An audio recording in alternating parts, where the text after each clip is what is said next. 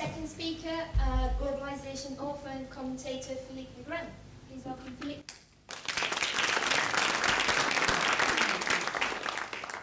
Hi, it's great to be here. Mark, thank you, Mark, for inviting me to be here. It's a fantastic opportunity. I met Mark much more recently, actually. It was this summer for a coffee as part of the research for my new book, which is on the future of the world economy. It's called Aftershock, Reshaping the World Economy After the Crisis, and it's out next May. And when we met this summer, he gave me a sneak preview of the ideas in his book, and I have to say they were really helpful, and I'm sure that you'll find them really perceptive too. And he's a really good bloke, so it's great to be here, to be helping to launch. Now, the debate about outsourcing, and in particular about the offshoring of high-tech services to foreign countries, is part of a much wider debate about globalization. And what is globalization? Well, it's a shorthand for how distance-shrinking technologies and market-opening government policies are bringing the world closer together. Now, even before the crisis, that was controversial.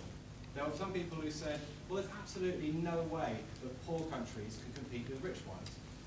And other people who said, well, there's absolutely no way that rich countries can compete with poor ones. And there are some people who thought both of those things at the same time and couldn't quite be sure what. And then it started off with low-end manufacturing jobs moving to developing countries. And just as we were getting used to that, it started becoming services jobs.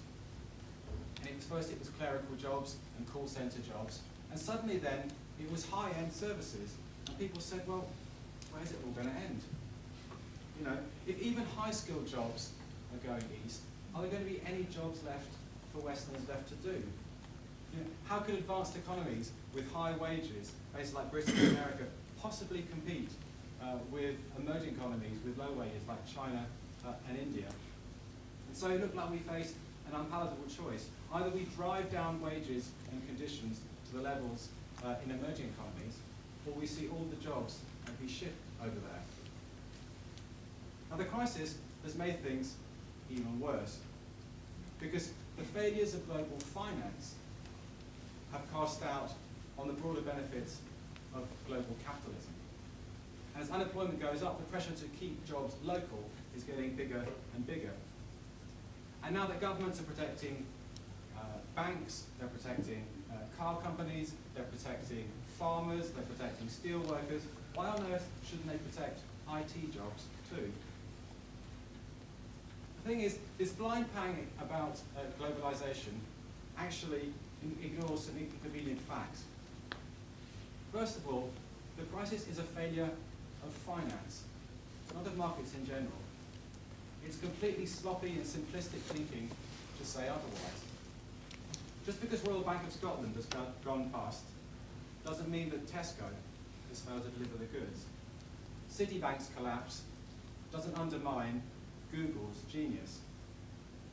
And in any case, protectionism is not the answer to our problems. When people moan about unfair competition, it reminds me about the old story about candle makers who petitioned the King of France to have all windows in the kingdom blocked up because of unfair competition from the sun. And the argument that when the economic pie has shrunk, what remains should be kept for hungry local workers and businesses is deeply flawed. Because if everyone is fighting to keep more of the scraps for themselves, then actually there's less to go around for everyone.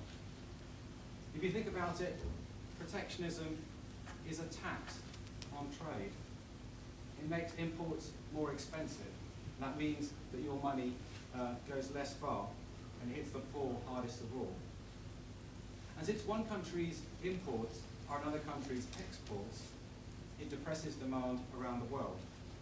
And if you think about it, higher taxes, lower exports, it's a surefire way to worsen the recession. And in fact, it's the opposite of what governments have been trying to do. They've been trying to increase government spending. They've been trying to cut taxes in order to stimulate the economy, while protectionism is the opposite of a fiscal stimulus.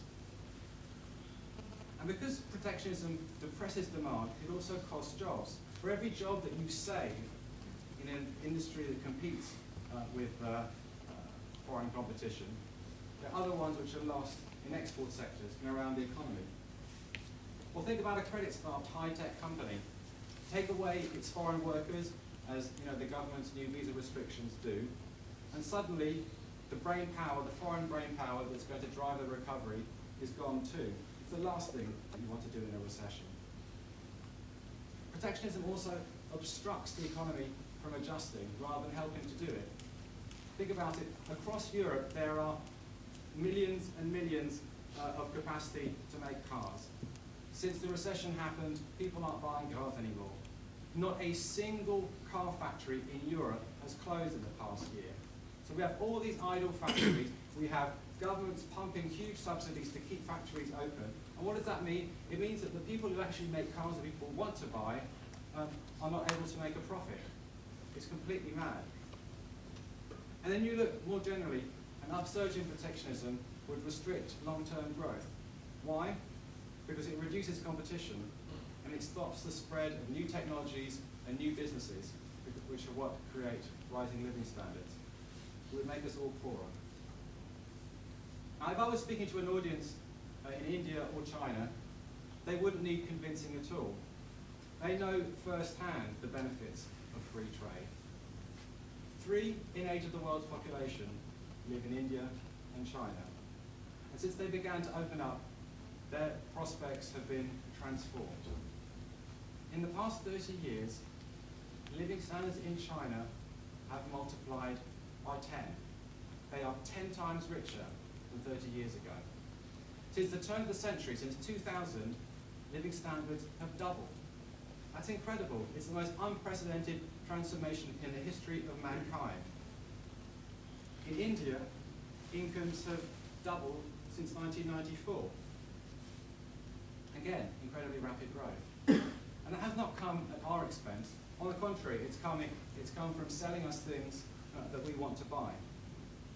And before the crisis, growth here was strong, unemployment was low. Globalization is a win-win. Then some people say, well, no, trade in general might be good, but trade in services isn't. Principally, it seems, because it seems to affect middle-class professionals like them. But the only real difference is that imported goods arrive through a port, and imported services come in through a fiber optic cable.